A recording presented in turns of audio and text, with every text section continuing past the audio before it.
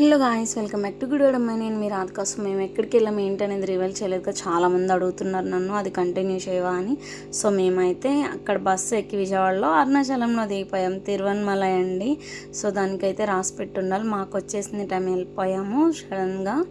And ఇక్కడైతే మేము tiffin చేసాం. ఆ దోశ చూడటానికి ఓకే కానీ తినడానికి కానీ బిల్ చూడగానే ఫీజులు ఎగిరిపోయినాయి. 125 అండి దోశ, ఏం లేదు.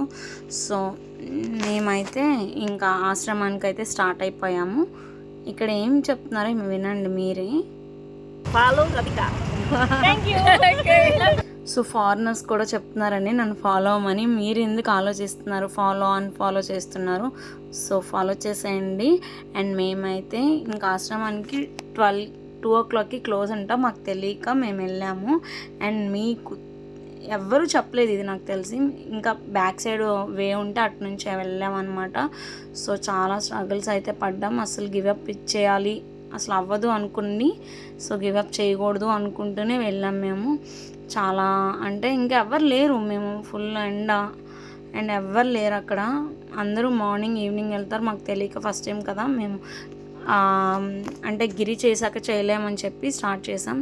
అండ్ ఇంక ఇక్కడ ఎనర్జీ కోసం బత్తాయి జ్యూస్ తాగుతున్నాం. ఇంకా అంటే అక్కడితో ఇంకా పైకి వెళ్తే ఏమి ఉండవు అనమాట.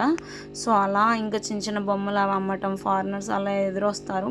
అండ్ ఈ బ్రదర్ అయితే ప్రతి మంత్ 15 days 10 days అలా ఉంటారనమాట.